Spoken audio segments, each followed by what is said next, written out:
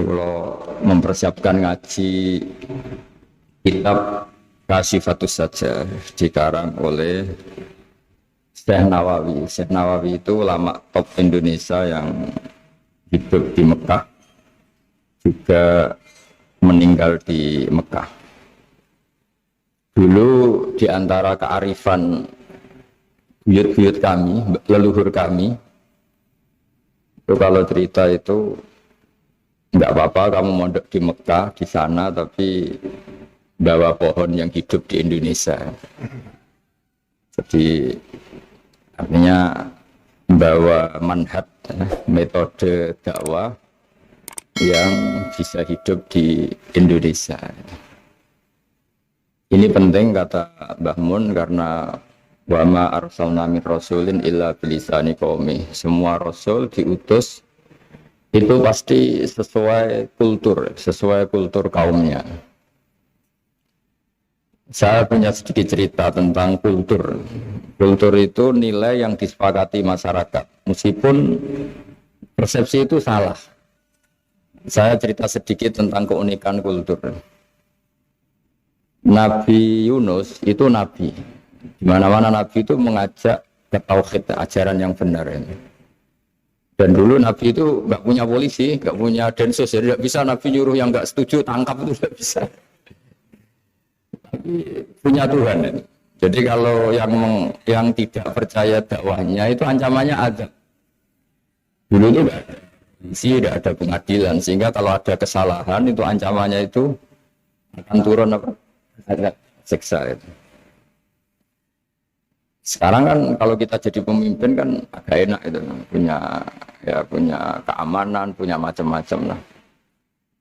Singkat cerita, sudah dakwah sekian tahun itu umatnya agak percaya kalau beliau seorang nabi, bahwa ajaran tauhid itu benar. Akhirnya cerita ini terkenal sekali, mungkin beberapa terputus ya, tapi terputus cerita ini saya ceritakan secara lengkap. Terus beliau cerita, ini waktu sudah lama saya dakwah, sudah lama saya sosialisasi itu tentang kebenaran, Anda tetap nggak iman ini. Ini 3 hari lagi pasti ada adab. 3 hari ada adab itu delala masyarakatnya tuh kepikiran. Jangan-jangan iya itu. Nah ketika jangan-jangan iya itu diintip, rumahnya Nabi Yunus itu diintip, ya agak aneh. Diintip delala orangnya nggak ada. Nggak ada itu kalau Quran bahasakan abaqo itu minggat itu pergi nggak pamit ya. Itu bahasanya abaqo itu minggat. Meskipun kita tidak mungkin membahasakan Nabi itu minggat, tapi dibahasakan tindakan kan tidak mungkin karena nggak pamit itu. Jadi harus dibahasakan minggat itu. Quran sendiri bahasakan abaqo. Nah cara berpikir masyarakat gini, kalau kampung ini mau dibalik sama Allah, mau ada adab, logikanya yang tahu akan ada adab itu pasti sudah pergi. Padahal Nabi Yunus pergi ini bukan karena takut adab, semangkal.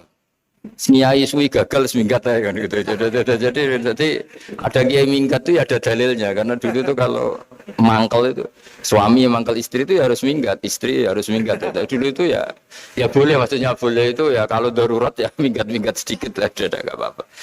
Nah, Nabi Yunus itu minggat tadi abaqo itu. Abaqo itu kalau dalam bahasa Arab pergi enggak pamit ya. Kalau orang Jawa bilang minggat. Kalau itu sebenarnya saking mangkelnya, saking emosinya, beliau akhirnya meninggalkan kaumnya tanpa pamit. Tapi kaumnya itu menjadi tahu bahwa ini serius Yunus. Buktinya dia agak berani di kampung, berarti mau ada adab betul itu. Dan efek positif dari teori itu, teori kultur tadi. Kalau ada adab, pasti dia pertama yang lari. Kayak dukun itu. Kenapa kita tidak percaya dukun nomor itu? Itu kan paling yang minta nomor dulu ada SDSB itu, forecast itu kan paling salam template-nya kan 100.000, padahal dulu forecast itu berapa kalau menang? Kan miliaran ya, juta. Itu untuk kultur kita agak percaya dukun kan, ngapain ngumpulin uang 100.000, kalau dia tahu nomornya kan mendingan tombok sendiri. Itu kan. Jadi orang itu mesti punya teori umum untuk membenarkan sesuatu atau membohongkan itu. Akhirnya umatnya Nabi Yunus itu iman. Iman itu artinya percaya kalau ini tidak main-main. Buktinya Nabi Yunus gak berani di situ. Akhirnya mereka tobat. Saat itu juga mereka wiridan di lapangan, terus semua kesalahannya diselesaikan. Sampai ada rumah yang sudah dibangun permanen karena di tanah tetangga, dirobohkan saat itu juga. Bahkan ada batu yang dulu nyuri, satu dua batu yang dulu hasil nyuri, saat itu juga dirobohkan, dikembalikan sama yang punya. Hari itu semua kezaliman diselesaikan. Ini penting saya utarakan, jadi tobat itu tidak hanya istighfar. Kalau istighfar ribet, tobatnya orang punya utang terus istighfar gitu kan ribet. Kan ribet itu. Ada punya utang terus minta maaf itu kan ribet itu kan harus diselesaikan itu. Tobat diterima sama Allah. Batas akhir finish dari harusnya ada adab misalnya Senin, Selasa, Rabu, harusnya Rabu itu sudah kena adab. Ternyata Rabu itu tidak kena adab. Nabi Yunus sebetulnya juga penasaran kampungnya itu kena adab tidak. Dilihat dari jauh ternyata tidak. Wah, kecewa dia.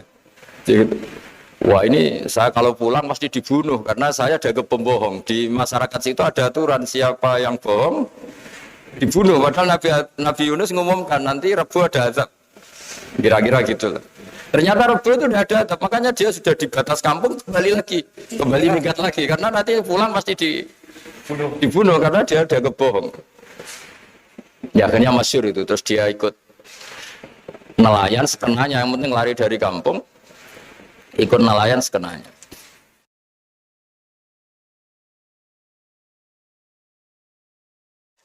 Zaman itu, ini saya ulang lagi zaman itu. Nanti ini efeknya nanti ke tauhid. Zaman itu para nelayan tuh kayak sepakat. Kalau ada kapal atau perahu kok mau tenggelam, itu pasti ada yang minggat. Hanya minggat itu pergi tidak terhormat itu.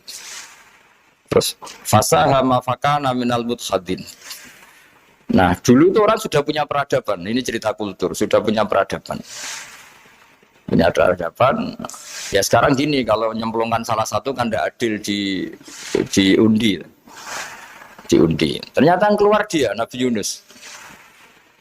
Terus mereka tahu ini orang nggak pantas dikorbankan. Karena Nabi di mana-mana itu ganteng. Orang Allah itu punya sunat unik. Nabi itu harus paling ganteng di kampungnya.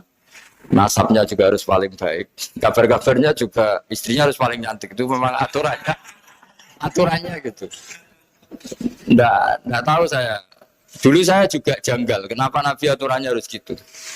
Angen-angen di pemimpin elek isin itu. Maksudnya misalnya pemimpin dia pasak keriting itu kan piye gitu rasanya terus. Jadi Nabi itu pasti itu paling ganteng di kampungnya, terus dari nasab ya terbaik, terus rata-rata istrinya itu ya selain solihah itu ya paling cantik. Karena ya dibully kan, sawar tidak jadi Nabi, jenela kan ya ribet kalau misalnya ada yang bully gitu kan juga ribet. Singkat cerita terus dia akhirnya ditenggelamkan, dibuang karena beliau seorang Nabi, faltaqamahul khut, beliau ditelan ya. Iltiqam itu tidak digigit, ditelan ya. Karena ditelan beliau tidak mengalami dikunyah, ditelan. Iltiqam itu ditelan. Karena beliau seorang nabi di dalam batnil khut itu di perut itu dia wiridan, dan barokahnya wiridan itu perut ikan ini menjadi masjid. Dia nyaman di situ, nyaman karena terus mengalami karomah lah. Andikan wali itu ngalamin karomah. Nah, kesimpulan dari cerita ini itu apa? Masyarakat itu akan selalu dengan kulturnya sendiri. Para nabi juga punya kultur sendiri. Dan Allah yang ngelola itu semua. Saya ulang lagi, Allah yang ngelola itu semua. Makanya terus dua kultur ini, kalau Allah menghendaki itu gampang sekali. Akhirnya yang terjadi apa? Nabi Yunus jadi kasih sanksi Allah karena pergi tidak pamit. Masyarakatnya justru enggak karena tobat. Dan tobatnya masyarakatnya ini karena kekeliruan Nabi Yunus. Keliru dengan makna bukan dosa. Andai kan Nabi Yunus saat itu kok di rumah ingin menyaksikan adab, itu masyarakat mesti gak percaya kan ada adab. Mau ada adab kok dia di rumah gitu. Jadi unik, Allah cara ngelola masyarakat itu unik. Nah, dari keunikan-keunikan cara Allah ini kemudian lahirlah ilmu yang bernama ilmu tauhid, ilmu tawakal, ilmu pasrah nang pangeran itu. Karena kemarin pas Pak Yusuf sama Bu Sulis soal saya itu tak beri cerita agama itu milik Allah. Sehingga teori yang dikatakan manusia itu ya teori saja, tetap semua itu di tangan Allah. Ya saya saat itu cerita, misalnya saya ditanya, ini besi, materi besi dengan kaca itu kuat mana? Mesti kita menjawab kuat besi. Tapi saya yang mengendalikan besi dan kaca. Ternyata saya punya merencanakan menghancurkan besi, menetapkan kaca ini tak simpan, akhirnya puluhan tahun. Yang ini saya rencanakan, saya hancurkan itu. Andai kan si yang menjawab tadi tahu rencana saya, mesti kuat bilang kuat kaca. Makanya contoh paling gampang tadi, dinosaurus itu hewan paling kuat malah musnah itu. Pitik yang nggak kuat sampai sekarang. Karena Allah bikin dinosaurus itu punya rencana dihancurkan itu. Sementara ayam enggak, rame-rame dunia itu. Sehingga ya sudah. Nah, agama itu seperti itu. Agama itu sesuai rencana Tuhan. Sehingga ini cerita Nabi. Sehingga Nabi itu kadang nggak tahu bedanya antara sesuatu yang punya data, punya perangkat-perangkat untuk menuju A misalnya, itu nggak tahu bedanya. Jadi kalau Nabi ditanya misalnya gini, onta itu lahir dari betinanya, dari indukannya bisa, ya bisa. Lahir dari batu, jawabnya ya bisa. Kalau dia seorang Nabi pasti jawab bisa. Kalau Nabi loh ya, bukan direktur mandiri, Nabi, itu mesti jawabnya bisa. Jadi kalau Nabi ditanya, mata air itu keluar dari bumi kedalaman 7 meter, bisa. Keluar dari sini, dari meja, jawabannya ya bisa. Karena Nabi itu saking dekatnya Allah, tahu betul bahwa perangkat di dunia ini tidak bisa mendikte Allah. Semua itu kehendak Allah. Logika yang terbangun Nabi itu sebenarnya gampang ya. Kalau kita teliti itu hanya gampang itu, sesuatu yang benar itu pasti bisa dijelaskan secara gampang.